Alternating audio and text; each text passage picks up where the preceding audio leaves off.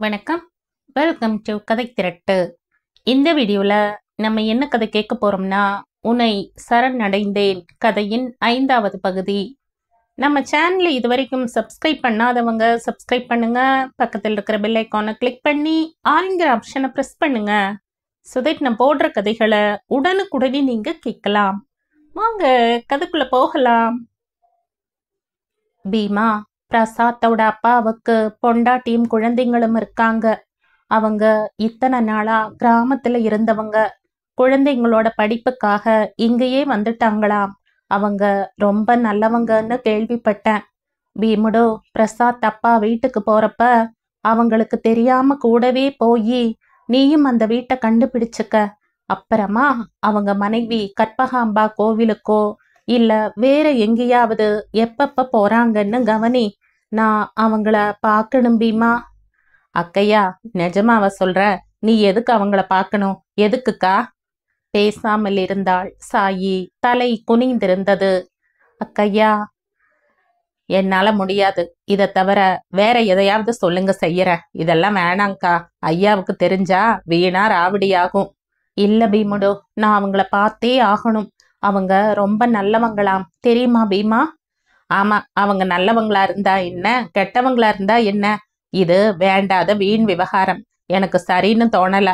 அம்மா இப்ப இருக்கணும். அப்பதான் உங்களுக்கு சரியா இருந்திருக்கும். இந்த ஆசையை விட்டுடுக்கா. இல்ல பீமா, நான் அவங்களையும் அவங்க குடும்பத்தையும் எப்படியாவது பார்த்தே ஆகணும். ஆமா அக்கா, நீ செய்யற காரியம் சரியான்னு இன்னொரு தடவை யோசனை பண்ண அக்கையா. அந்த அம்மா பாபாவுக்கு நல்லவங்களா இருக்கலாம், ஆனா உனக்கும் நல்லவங்களா இருப்பாங்கங்கிறது தப்பு அக்கையா. உன்னோட சண்டை போட்டா நீ என்ன செய்வ? உனக்கு சண்டை போடவே தெரியாதேக்கா. அப்புறமா பாபாவுக்கும் கோபம் வந்து இங்க வராம போயிட்டாருன்னா உனக்கு தான்க்கா மன கஷ்டமும் நஷ்டமும்.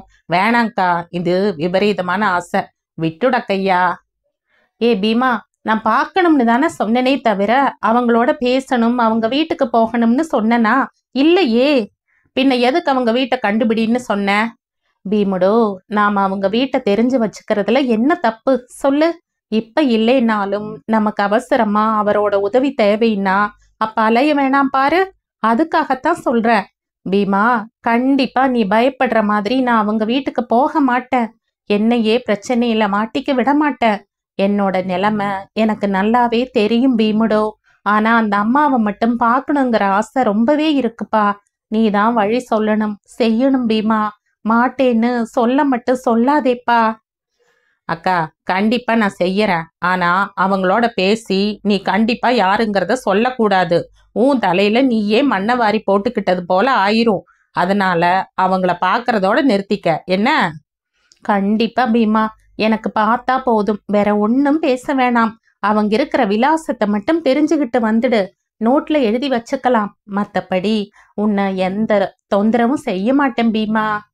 சரிக்கா, பாபா வந்துட்டு போவார் இல்ல, அப்ப அவருக்கு தெரியாம போய் கண்டுபிடிச்சிட்டு வர. நீ கவலைப்படாத. இத யார்கிட்டையும் சொல்லவும் மாட்ட. நீ இனிமே கவலையை விடுக்கா. பாபா வர நேரம் சந்தோஷமா இரு என்ன? சொல்லிவிட்டு வெளியே போய் உட்கார்ந்து கொண்டான் பீமுடு. ஹரிஹரன் சிறிது நேரத்தில் வந்தான். சாயி, நீ சாப்பிட்டாச்சா? திடீர்னு எங்க அம்மா வந்துட்டாங்களா? அங்கேயே சாப்பிட வேண்டியதா போச்சு. நீ போய் சாப்பிட்டுட்டு வா சாயி. பிரசாத் இங்க தூங்குறானா? ஹோம்ஒர்க் எல்லாம் முடிச்சிட்டானா? செஞ்சுட்டாங்க. எனக்கு என்னமோ பசியே இல்ல. மோர் கொஞ்சம் குடிச்சிட்டு வரேன். நீங்க மாடிக்கு போங்க. மாடிக்கு போய் ரேடியோவை மெலியதாய் வைத்து காலை ஆட்டியபடியே படுக்கையில் படுத்து கொண்டிருந்தான் அந்த சுகஜீவி. எனக்கு ஒரு ஆசை, நீங்க செய்வீங்களா? சொல்லு சாயி, என்னன்னு தெரிஞ்சா கண்டிப்பா செய்யறேன். மயிலாப்பூர்ல கற்பகாம்பா கோவிலுக்கு நானும் பிரசாத்தும் உங்களோட போய் பார்த்துட்டு அர்ச்சனை பண்ணிட்டு வரணுங்க. என்னைக்கு போலாம்னு சொல்லுங்க. ஐயையோ சாயி, இது என்ன உனக்கு இப்படியெல்லாம் ஆசை வருது? சினிமான்னு சொல்லு, டிராமான்னு சொல்லு, உடனே கூட்டிட்டு போறேன். அதை விட்டுட்டு கோவிலு குளம்னு, அதுவும் கற்பகாம்பா கோவிலுக்குங்கிற? ஏங்க, ஏன் நான் உங்க கூட கோவிலுக்கு வரக்கூடாதா? தப்பா?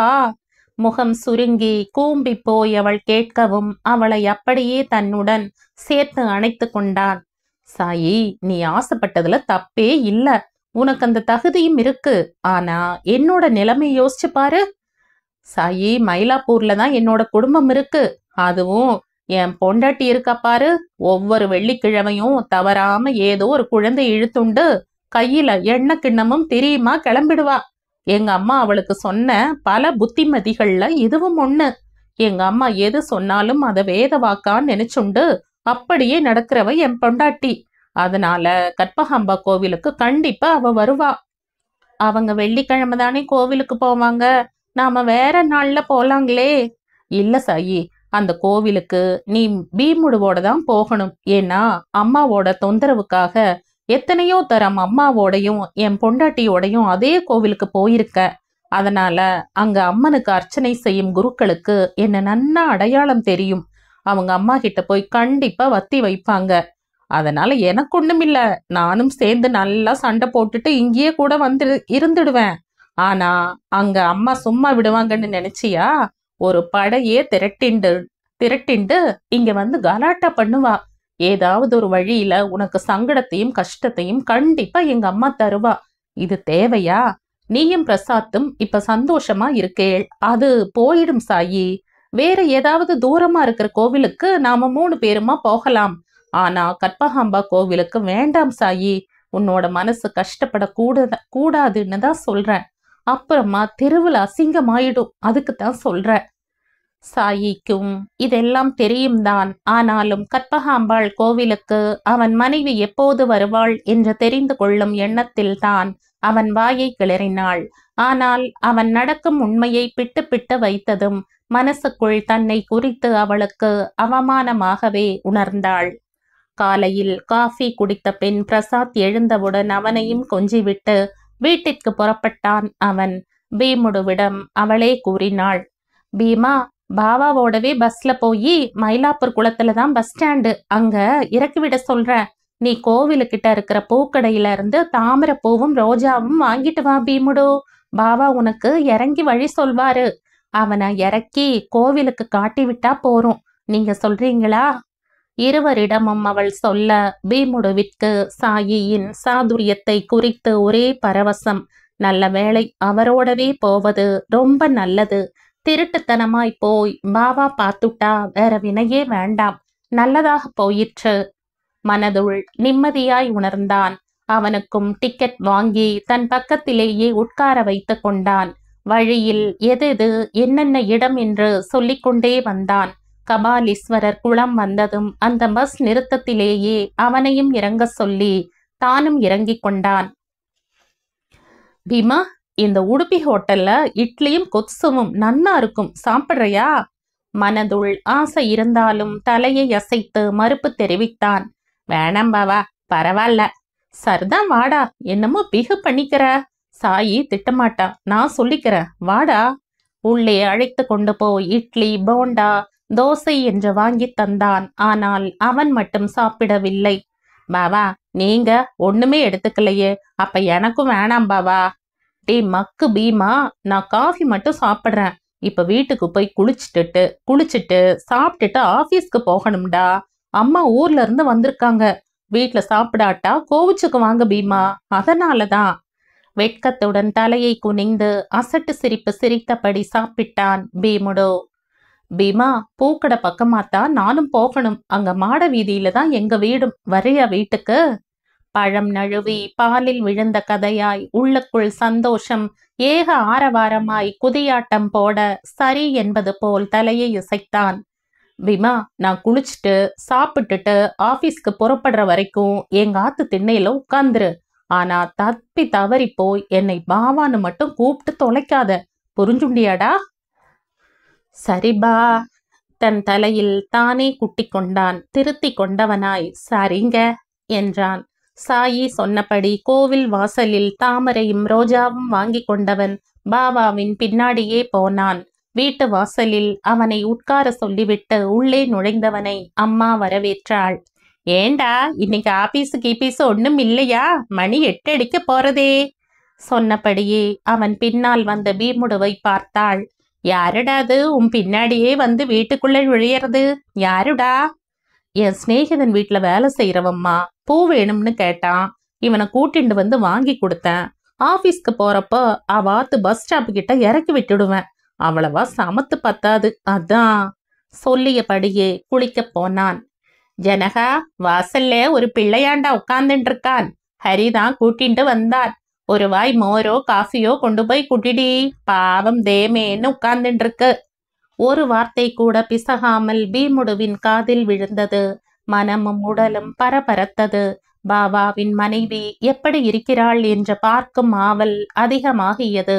குளித்த தலையின் முடியை நுனி முடிச்சிட்டு அதில் மல்லிகை சரத்தை சொருகியிருந்தாள். சாந்தம் தவழும் அழகான வதனத்தில் எந்த விதமான பவுடர் பூச்சுமில்லாமல் புன்னகைத்தபடியே வந்து அவனிடம் காஃபி டவராவை தந்தாள். உன் பேர் என்னப்பா? ஐயா ஆபீஸ்ல வேலை பண்றியா? மென்மையான குரலில் அவள் கேட்க இவனுக்கு என்ன சொல்வது என்று தெரியாமல் திணறினான். அந்த தெய்வீக அழகு அவனை வணங்க செய்தது. பீமுடு நான் பேரு. ஓ, தெலுங்கா? தமிழ் வராதா? சட்டென்று அதையே பிடித்து கொண்ட பீமுடு ராது என்று பதில் கூறவும் அவள் கால் மெட்டி சன்னமாய் சப்திக்க உள்ளே போனாள். அபயாம்பிகா வந்தாள். ஏண்டாப்பா, நீ எங்க இருக்கே? யார் ஆத்துல? அவ பேர் என்ன சொல்லு? நேக்கு தெரிஞ்சவாளான்னு பாக்குறேன். அடி வயிற்றில் பயத்தால் ஒரு ஜில்லிப்பு ஏற்பட்டது பீமுடுவிற்கு. இந்த அம்மா சரியான ஆளா இருப்பாங்க போல இருக்கே. தேவுடா காப்பாத்துப்பா. பாவா சீக்கிரம் வந்துடுங்க. மனசுக்குள் புலம்பியவனாய் அவளிடம் கூறினான். நாகு அரவம் ராதண்டி, மீறு ஏமி அடுகுதாரு என்றான். தெலுங்குக்காரனா? அதான் ஒன்னும் புரியல. சரி, காப்பி பாக உந்தா என்றாள். சக்க உந்திமா, சால బాగుంది. సరే డబరా టమ్లరే అంగ వచ్చుడు. నేను కడిగి పెడతానమ్మా, నీళ్లు కొంచెం ఇవ్వండి. வேண்டண்டா, அங்கேயே வச்சுடு, பரவாயில்லே. புரியாதவன் போல அபயாம்பிகாவையே பார்த்தான். அவள் செய்கை மூலமாக அவனை கீழே வைக்க சொன்னாள். வைத்தான். ராஜா குட்டி, இந்த டவரா டம்ளரை கொண்டு போய் கொல்லையில போடுடா. சுமிய அலம்பி வைக்க சொல்லு. ஹரி வரவும் அபயாம்பிகா உள்ளே போனாள். அவள் போகும் முன் அவளுக்கு வணக்கம் கூறிய பீமுடு, లోపల உள்ள అమ్మగారిని నా நமஸ்காரமு செப்பண்டி அம்மக்காரு என்றான். சிரித்தபடியே அபயாம்பிகா உள்ளே போனதும் ஹரிக்கு பீமுடுவின் சாமர்த்தியம் குறித்த சந்தோஷமும் அதே சமயம் அவனை கேலி செய்ய வேண்டும் என்ற எண்ணத்துடனும் குறும்புடன் அவனை பார்த்து கண்ணை சிமிட்டினான். இத்தனை நாள் ஆச்சு பட்டணத்துக்கு வந்து, இன்னுமாடா தமிழ் கத்துக்கல? சரியான மக்குதான் போ என்றான். பீமுடுவுக்கு பொத்து கொண்டு வந்த சிரிப்பை அடக்க முடியாமல் திண்டாடினான். அன்று வெள்ளிக்கிழமை. சுமதியை கூட்டிக் கொண்டு கற்பகாம்பாள் கோவிலுக்கு புறப்பட்டாள் ஜனகம். எதற்கும் மாமியாரையும் கூப்பிடலாம், சுமி வீட்டை பார்த்துக்கட்டுமே என்ற எண்ணத்தில். அம்மா, கோவிலுக்கு வரையலாமா? சுமி வேணும்னா ஆத்த பார்த்துக்கட்டுமே என்றாள்.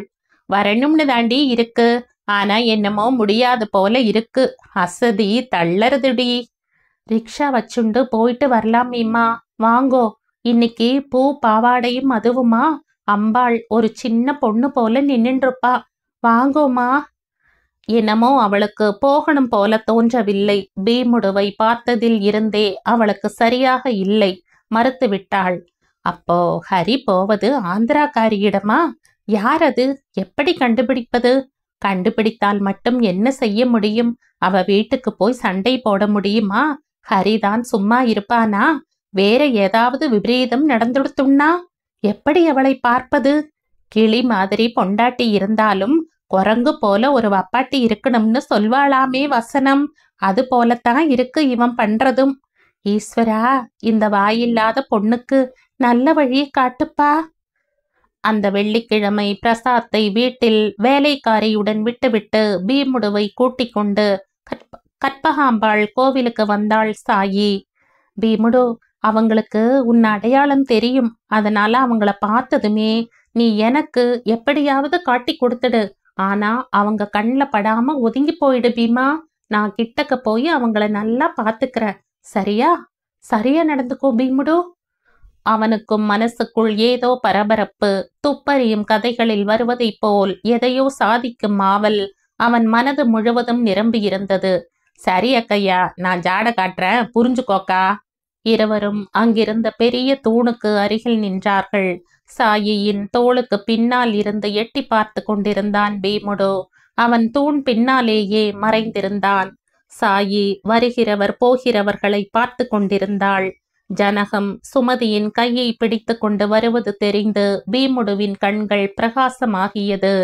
அக்கையா, மஞ்ச புடவையில சிகப்பு பார்டர் போட்டு அம்மன் தேர்ல வராப்புல வராங்களே, கூடவே ஒரு பொண்ணோட கையையும் பிடிச்சுக்கிட்டு வராங்களே, அவங்கதான்க்கா சொல்லிவிட்டு தூணுக்கு பின்னால் நன்றாக மறைந்து கொண்டான் பீமுடு.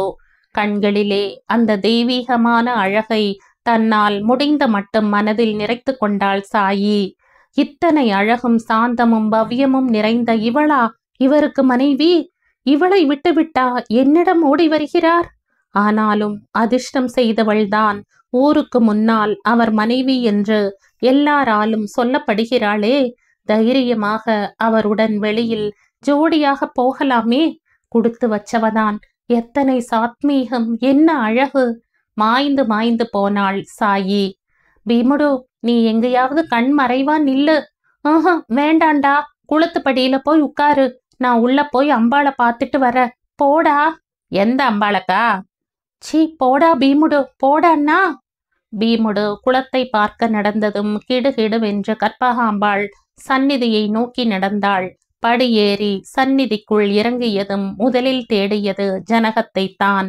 கூட்டமான கூட்டம். 4-5 அர்ச்சகர்கள் மாற்றி மாற்றி தீபாராதனை காட்டுவதும் தேங்காய் உடைப்பதும் தட்டை எடுத்துக்கொண்டு வெளியே வருவதும் அத்தனை பேருக்கும் குங்குமம் தருவதும் மறுபடியும் அர்ச்சனை செய்ய வந்தவர்களின் தட்டை கொண்டு போவதுமாக சுறுசுறுப்பாய் இயங்கிக் கொண்டிருந்தார்கள்.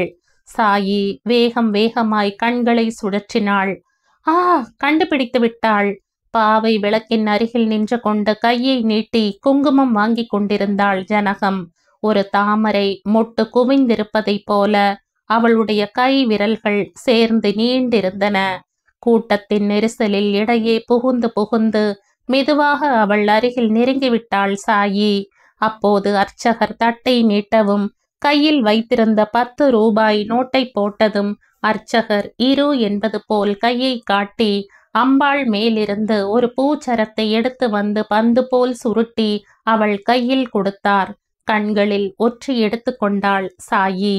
அந்த ஒரு கணத்தில் ஜனகம் மறுபடியும் அந்த தியானமாக கையில் பூ குங்கும பிரசாதத்துடன் கண்களை சுழற்றினாள். கூட்டம் நெருக்கி அவளை தள்ளியது. அப்படியே நீந்திக் கொண்டே வெளியில் வந்து உள் பிரகாரத்தை சுற்றி வந்தாள். கவனத்தோடு ஜனகத்தையும் தேடினாள். உள் பிரகாரத்தின் வாசற்படி அருகினில் வலது புறமாக சுவரோரமாக ஒரு யோகினி போல் சப்பனக்கால் போட்டு அமர்ந்து கொண்டு கண்களை மூடி தியானத்தில் அமர்ந்திருந்தாள் ஜனகம். வட்ட வடிவமான குங்குமம் நெற்றியில் ஜொலிக்க, காது மூக்குகளில் வைரங்கள் ஜொலிக்க, கற்ப கிரகத்தில் இருக்கும் கற்பகாம்பாளே வெளியில் வந்து உட்கார்ந்திருப்பதை போன்ற தோற்றம் எழுந்தது. அவளை சுற்றி ஏதோ வேலி போட்டது போல் யாருமே இத்தனை கூட்டத்திலும் நெருங்கவில்லை. அவளின் அந்த அழகு அவர்களை விபரீதமாக நீசத்தனமாக எண்ண வைக்கவில்லை. ஒரு பயம் கலந்த மரியாதைதான் எழுந்தது. சுமதி பக்கத்தில் அம்மாவை தொந்தரவு செய்யாமல் வருபவர் போவோரை வேடிக்கை பார்த்து உட்கார்ந்து கொண்டிருந்தாள்.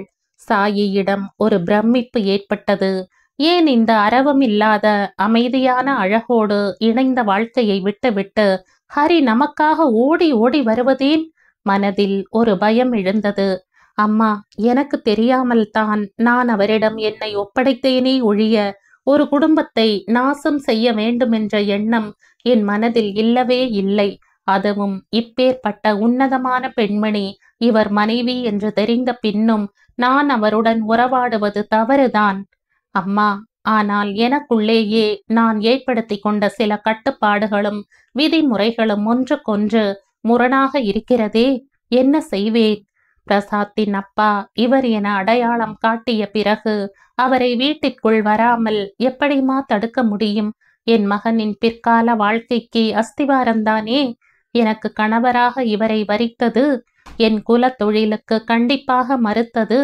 இவரை தவிர வேறு எந்த ஆடவருடனும் நான் பழகாதது, இவரிடமே குழந்தை பெற்று கொண்டது எல்லாமே என்னுடைய சுயநலத்தில் ஒரு நல்ல குடும்ப வாழ்க்கைக்காக ஆசைப்பட்டு இனிமேல் தொடரும் என் சந்ததிகள் எவருக்குமே என் குலத்தொழிலை பற்றி தெரியக்கூடாது.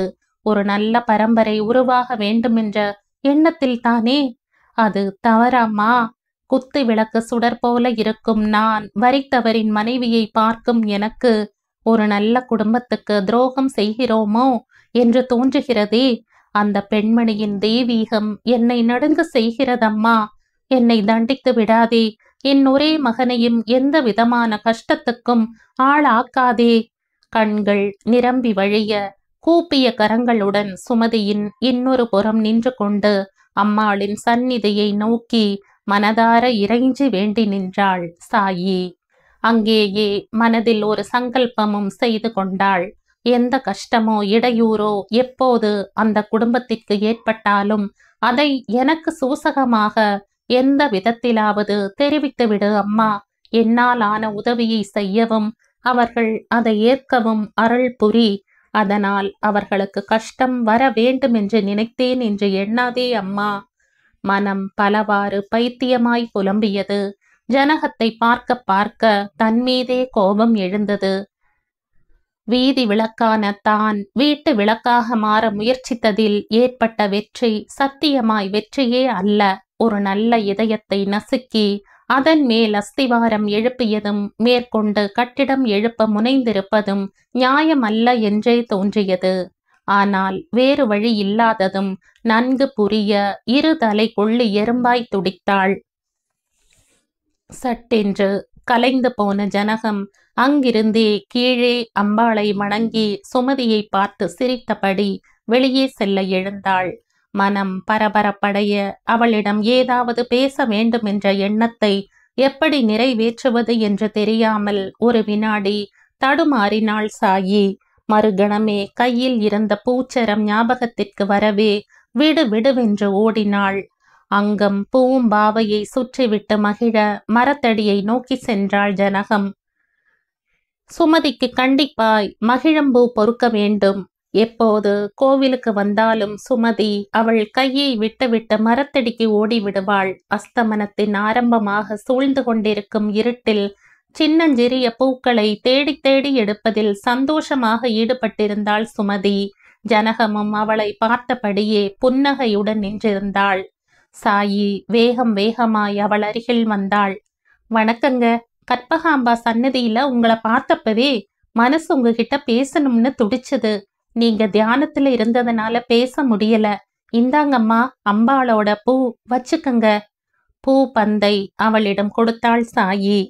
அத்தனையையும் எனக்கே தந்துட்டேளே, நீங்களும் வச்சுக்கோங்கம்மா. அம்பாளோட பிரசாதம் எல்லாருக்கும் வேணும்மா, இந்தாங்கோ.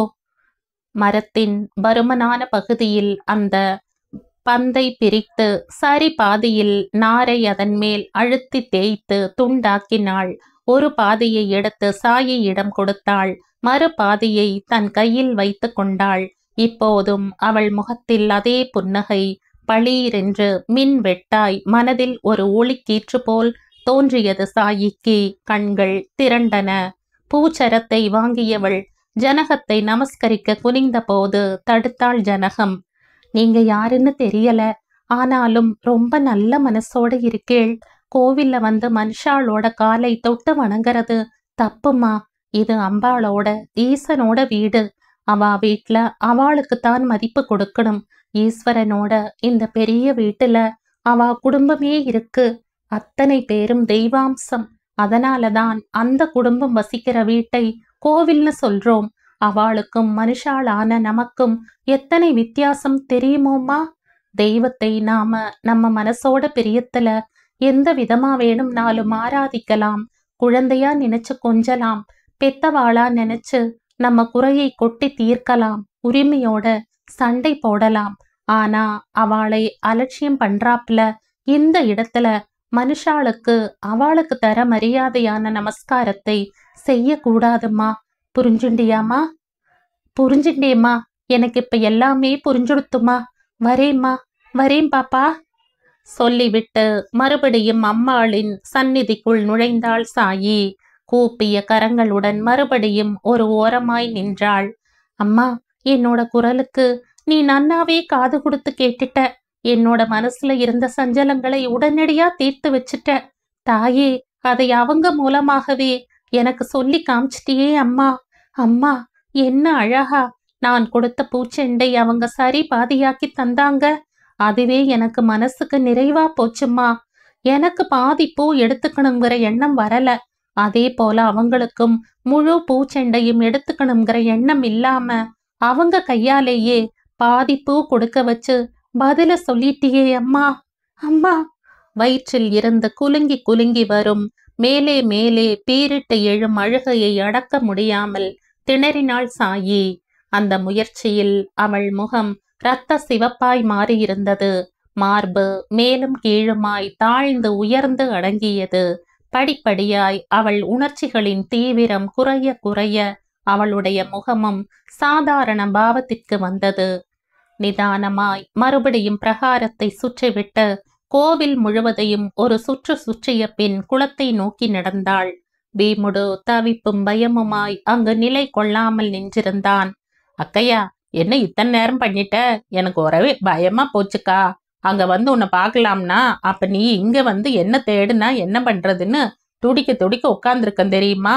இன்னும் கொஞ்ச நேரத்துல வரல, இங்கேயே மயக்கம் அடிச்சு விழுந்து கிடந்திருப்ப. அவ்வளோ பயமா போச்சுக்கா. ஏன்கா இத்தனை நேரமாச்சு? பீமுடு, நேரம் ஆகலடா, நல்ல நேரம் வந்துடுத்துடா. ஆமா, இன்னைக்கு கோவிலுக்கு வந்த நேரம் எனக்கு எல்லாத்தையும் நல்லதா விளக்கினேன். ரொம்ப முக்கியமான நேரம் பீமுடு. மனசுக்கு இன்னைக்கு நான் அடைஞ்ச நிம்மதி மாதிரி என்னைக்குமே எனக்கு கிடைச்சது இல்லடா. நிஜமா இன்னைக்கு ரொம்ப சந்தோஷத்துல மிதக்கிறேன்டா பீமா. வா, வீட்டுக்கு சீக்கிரமா போலாம். பிரசாத்தும் பாவம் காத்துருப்பான். இன்னைக்கு ஏதாவது ஒரு இனிப்பான பண்டம் செய்ய போறேன்டா. வா, பஸ் தயாரா இருக்கு பாரு, வா. சின்ன பெண் போல ஒரே ஓட்டமாய் ஓடினாள் சாயி. என்ன சக்காவுக்கு இத்தனை சந்தோஷமா இருக்காங்களே? அந்த அம்மாவை பார்த்ததுக்கா இவ்வளவு சந்தோஷம்? ஒண்ணுமே புரியலையே தேவுடா. எனக்கு பைத்தியம் பிடிக்காம இருந்தா சரிப்பா. கூடவே பீமுடவும் ஓடினான். தயாராயிருந்த பஸ்ஸில் இருவரும் ஏறிக்கொள்ள பஸ் புறப்பட்டது. ஏண்டி இவ்வளவு நேரம் பண்ணிட்டே? ரொம்ப கவலையா போச்சு. கொஞ்ச நேரம் அம்பாள் சந்நிதியில உட்கார்ந்து தியானம் பண்ணேம்மா. மனசுக்குள்ள பிரவாகமா ஏதோ ஒண்ணு பொங்கி பொங்கி வந்தது. ஆனந்தமாவும் இருந்ததுமா. எழுந்து வர மனசே இல்ல. அதுக்கேத்தாப்புல சுமி மகிழம்பு பொறுக்கிறப்ப ஒரு பொம்மநாட்டி ஏறத்தாழ என் வயசு இருக்கும். குருக்கள் அவளுக்கு கொடுத்த ஒரு செண்டு மல்லிப்பூவை எனக்கு கொடுத்தாமா. நீயும் வச்சுக்கோமா, அத்தனையும் எனக்கே தந்துட்டியே, நீயும் வச்சுக்கோன்னு அவளுக்கும் பாதி கொடுத்த. நல்ல மாதிரியா இருந்தா, பேசினா. ஆமாண்டி, உனக்கு யாருதான் கெட்டவா சொல்லு? எல்லாருமே நல்லவாதான். அவகிட்ட நம்மாத்து அட்ரஸ் கொடுத்தியே ஒன்னும்? நாளைக்கு ஏதாவது சொல்லிண்டு வந்து நிக்க போறா? இல்லம்மா, அவ என் பேரை கூட கேட்கல. என்னோட பேசணும்னு தோணித்தாம். பூவை கொடுத்தா, போனா. மத்தபடி அவ எந்த விதமான அனாவசியமான பேச்சும் பேசலம்மா. பாவம், யாரோ என்னமோ. உன்னை ஐயோ பாவம்னு சொல்றதுக்கு ஆளை காணோம். நீ மத்தவாளுக்கு சொல்லின்று. சரி, சாப்பிட வரையா? குழந்தைகள் பசின்னா சாப்பாடு போட்டுட்டேன். அம்மு ரொம்ப பதவிசிடி ஜனகா. எத்தனை வயணமா பருக்கையெல்லாம் தொட்டி தட்டை கொண்டு போய் போட்டு எச்சலிட்டது தெரியுமோ? வாண்டாண்டி, நான் செய்யறேன்னா செய்ய விட்டா தானே. நான் நன்னா செய்வேன் பாட்டி. பாவம், நீ உட்கார்ந்துக்கோ அப்படின்னுத்தோ. ராதா சுருணையை கொண்டு வந்து தொடைடிங்கிற. போ பாட்டி, என்னால முடியாது. சுருணை ஒரே நாத்தமா நாறுதுங்கிறது. அப்படியே அப்பனை கொண்டு பிறந்திருக்கு இந்த ராது. வாங்கோமா, உங்களுக்கு பலகாரம் பண்ணித்தரேன், வாங்கோ. வாண்டாண்டி ஜனகா, நல்ல ரஸ்தாளி பழம் வாங்கி வச்சிருந்தியோன்னோ. 2 தின்ன வயிறு திம்முன்னு ஆயிடுத்தோ. ஒரு வெங்கல லோட்டா பாலும் குடிச்சாச்சு. இனிமே வயிறு கொள்ளாதடி. தினமும் நீங்க இப்படியே பலகாரம் பண்ணாம இருந்துடுறேள். அப்புறமா எப்படி உடம்புல சக்தி இருக்கும்? நாளையிலிருந்து 7 மணிக்கு பலகாரம் பண்ணிடுங்கோ. இன்னைக்கு என் மேலதான் தப்பு. ரொம்ப நேரம் கோவில்லையே இருந்துட்டேன். உண்மையான வருத்தத்துடன் ஜனகம் கூறினாள். இன்னும் ஏந்தா இப்படி மத்தவாளுக்காக கரைஞ்சு போறியோ? நான் என்ன இந்த வீட்டுக்கு புதுசா? இல்ல நீயும் தான் நேத்திக்கு வந்த புது மாட்டு பொண்ணா? என்னமோ பழமும் பாலும் சாப்பிட்டேன், வயிறு ரொம்பிடுத்தோ. வேணும்னா உரிமையா கேக்குறேன், நீயும் செஞ்சு போட போறே. இதுல எனக்கு என்னடி புதுசா உபச்சாரம்? மூஞ்சிதான் வாடி கிடக்கு. சுமியும் நீயும் உட்காருங்கோ, பரிமாறரே. சுமி, தட்டு போடுமா. ஹரியை இன்னும் காணோம். ராவுக்கு வரானோ வரமாட்டானோ? எங்க போறான் எங்க வரான்னு கேட்டியோ? கேட்டிருக்க மாட்டியே. நான் தான் கிடந்து அல்லாடுற. வாயை வச்சுண்டு சும்மா இருக்க முடியல. உன்ன மாதிரி எதையும் கண்டுக்காம, கண்டாலும் வாயை திறக்காம இருக்க முடியலடி. நான் இருக்கிற வரை இத்தனை கிடந்து தவிச்சிட்டு போறேன். அப்புறமா அவா பாடு. பகவானே. கூடத்தில் இருந்து எழுந்த அபயாம்பிகா சமையல் அறையை நோக்கி நடந்தாள். ஜனகமும் சுமதியும் சாப்பிட்டு கொண்டிருக்கும் போதுதான் ஹரி வந்தான். அம்மா, சீக்கிரமா தட்டு போடுமா. சாப்பிட்டுட்டு வெளியில போகணும். இன்னைக்கு ராத்திரிக்கு வீட்டுக்கு வரமாட்டேம்மா. காலம்பர சீக்கிரமா வந்துடுற. என்னவோ தலைக்கு மேல் வேலை இருப்பவன் போல் பரபரத்தான். நன்றாக குளித்துவிட்டு கமகமவென்று சோப்பு வாசனையுடன் வந்தவன் பவுடரை அள்ளி உடம்பில் பூசிக்கொண்டான். போதாததற்கு சென்ட் வேறு. எப்போதும் நடக்கும் கோலந்தான் என்றாலும் இன்றைக்கு அபயாம்பிகாவிற்கு கோபம் பொத்து கொண்டு வந்தது. ஹரி சாப்பிடும் வரை காத்திருந்தாள்.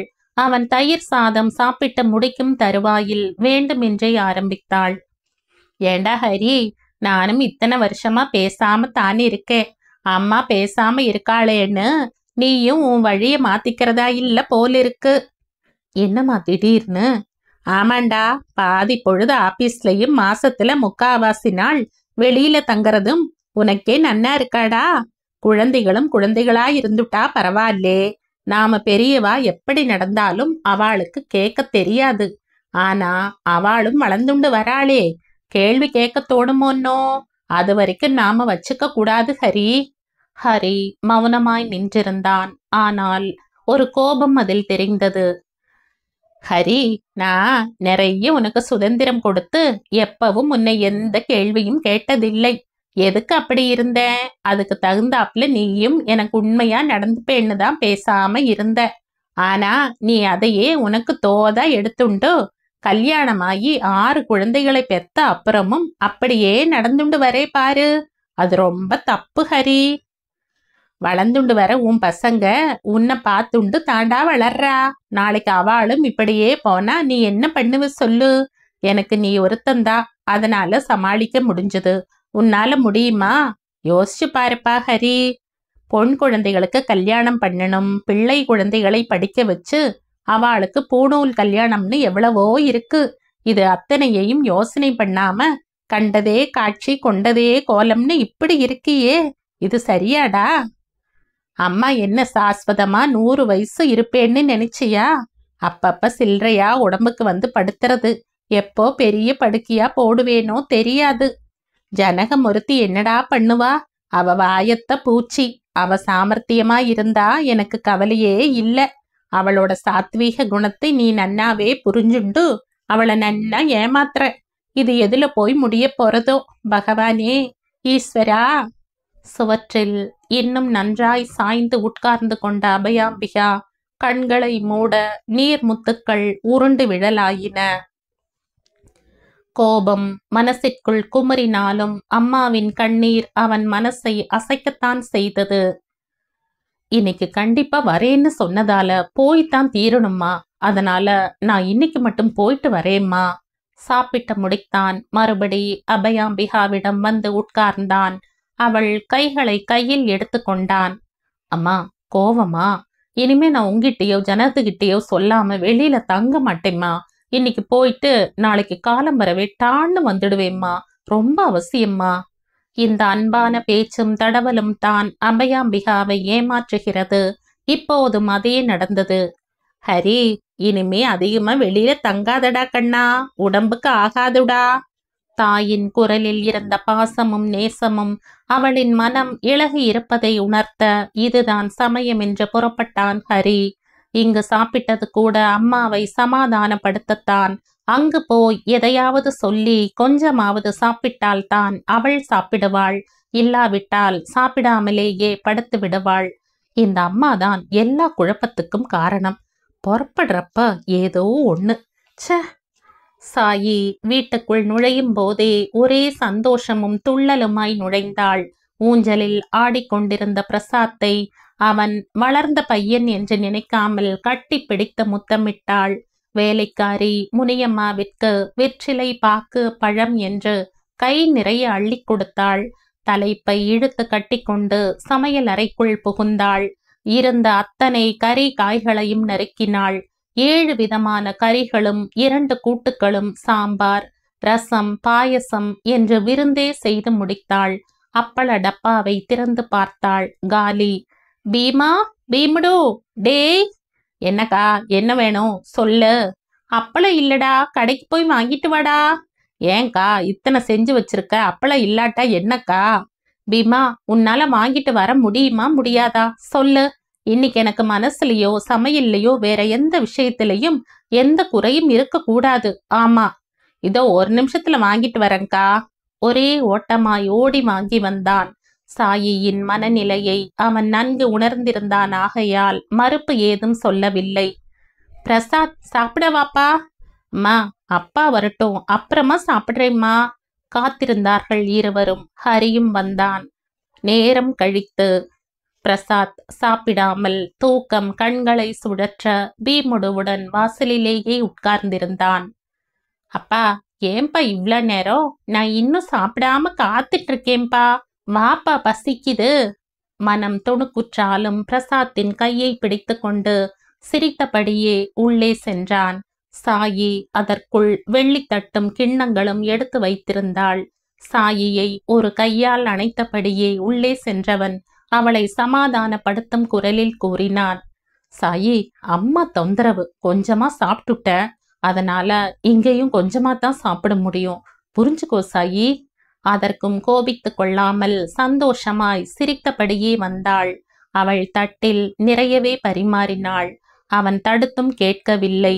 என்ன சாயி, எவ்வளவு சாப்பாடு வீணா போயிடுத்து பாரு. என்னால சாப்பிட முடியலன்னா முதல்லயே சொல்லியும் கூட. என்ன சாயி? பீமா, எடுக்காதடா. இன்னைக்கு நான் அந்த தட்டுல தான் சாப்பிட போறேன். ஆச்சரியத்துடன் பீமுடுவும் ஹரிஹரனும் பார்த்தனர். ஆமாண்டா பீமா, என்ன அப்படி பார்க்கற?